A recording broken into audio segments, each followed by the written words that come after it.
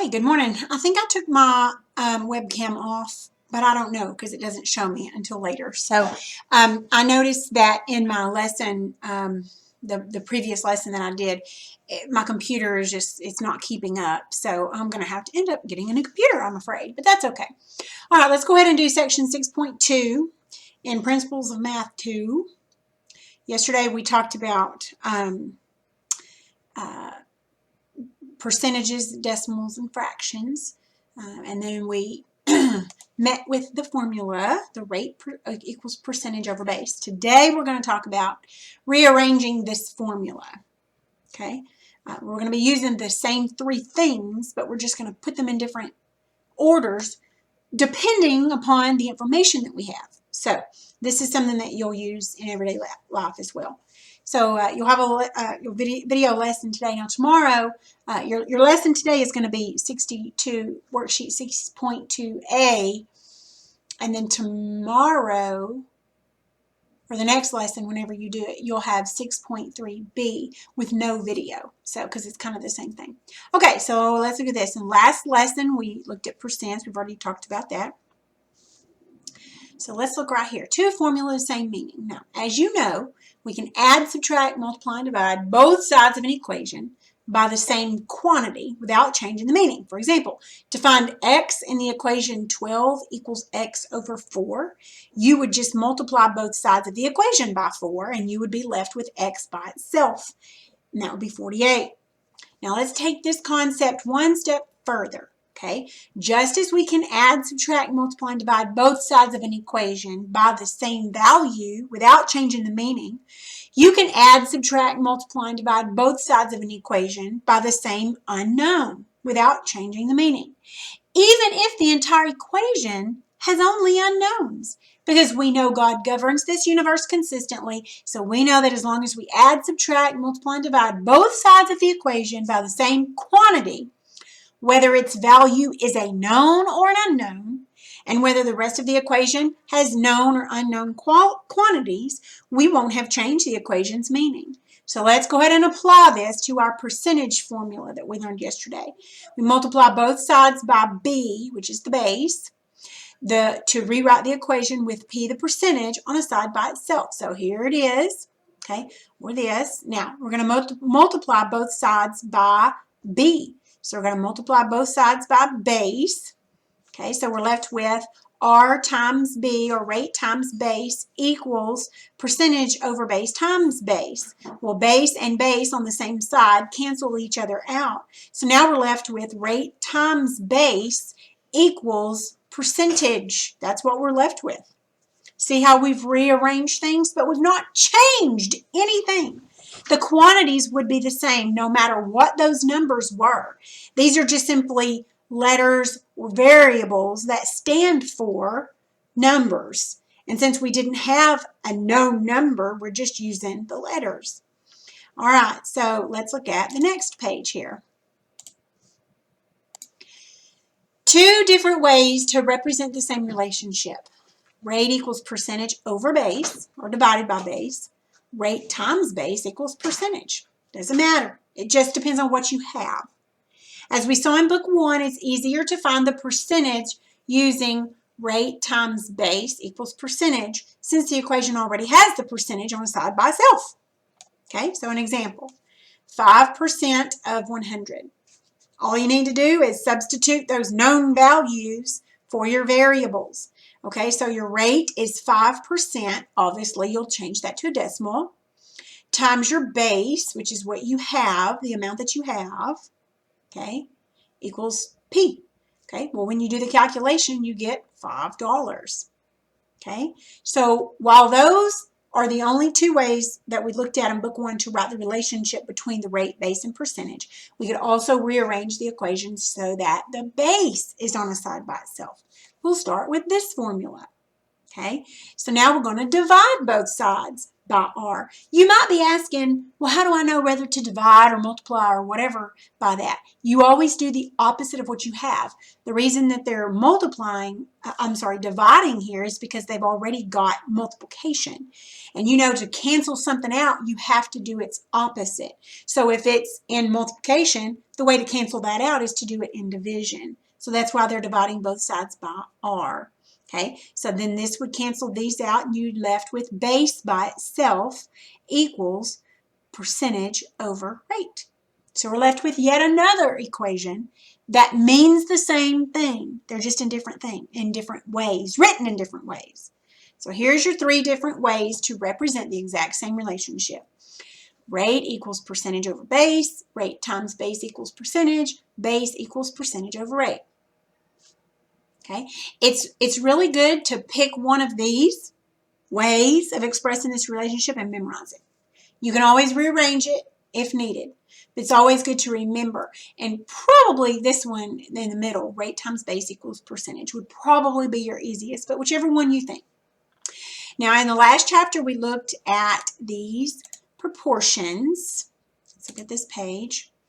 P1 over P2 equals V2 over V1. Relationship between pressure and volume of gas when the temperature is constant. And the relationship between forces and distance in a lever. We looked at that, I think, at the very end of book 1. We solved problems with both formulas by substituting known numbers and then cross-multiplying. However, we could cross-multiply the unknowns themselves, thus rearranging the formula.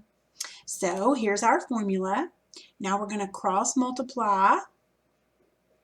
You're left with P1 times V1 equals P2 times V2. There you go. Same thing over here. Okay. You could then use the bolded equations, these right down here, as the formulas instead of to solve problems. Okay. The point is that it's often helpful to rearrange formulas. Rearranged formulas can make the math simpler, can help you grasp the understanding of the relationship. Okay, now let's look at swapping entire sides of an equation.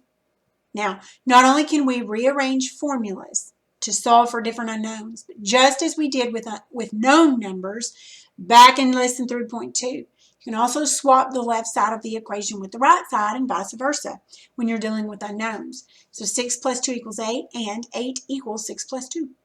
6 minus 2 equals 4, and 4 equals 6 minus 2. See how these work? Now let's look with known and unknown variables.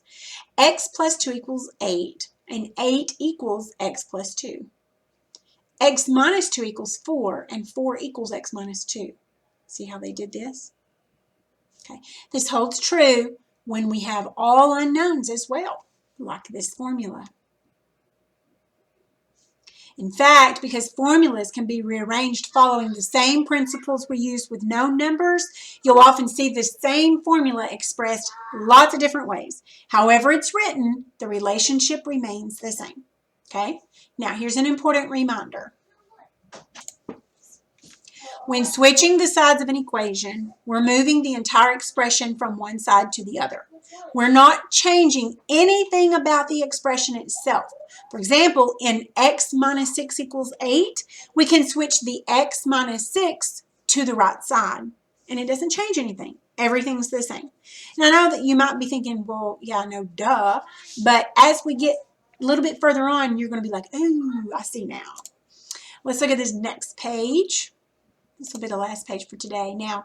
But we would be changing the meaning if in the process we change the order of x minus 6 to 6 minus x. We have to move the whole expression without changing it in order for the equation to mean the same thing. So x minus 6 equals 8 does not equal 8 equals 6 minus x. In x minus 6, we're subtracting 6 from x. In 6 minus x, we're subtracting x from 6. And those are two different meanings. So technically, if all we have is addition or multiplication on one side of an equation, then the order within that side doesn't matter, as addition and multiplication are both associative and commutative. However, it's best to get used to just simply picking it up and moving it the way it is without changing anything. All right, so the bottom line, principle is that we can work with unknowns the same way we do with known numbers because of the consistent way God holds all things together. Doesn't matter if we know the value of a quantity or not. We can count on that quantity to operate according to the consistent ordinances that God created and sustains. Now, look at this gray box where it says important. It says stop and reread the above until you're sure you understand this concept. This idea of working with unknowns the same way we do with known quantities is key. You'll keep building on this idea over and over again. So now let's go ahead and look at worksheet 6.2a. Now on part 1, you're just swapping sides. It gives you an example. Just follow that example exactly the way it shows. Okay. On part 2, you're rearranging these formulas. Now, rearrange the formula for the volume of a prism. Now, the formula is volume equals base times height. But we have to rearrange this so the area of the base, which is the B, is on a side by itself. Hint, divide both sides by H. Now, what this means is, let me get my pen here.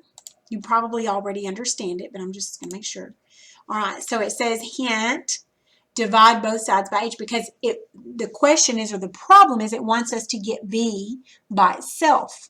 Well, this is B times H. So the opposite of times would be divided by H.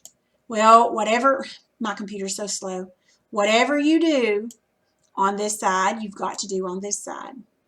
Okay, so your answer then would be volume divided by height equals, these cancel each other out, equals B. Okay, we've rearranged the formula. Does that make sense? Okay, so I have to erase this.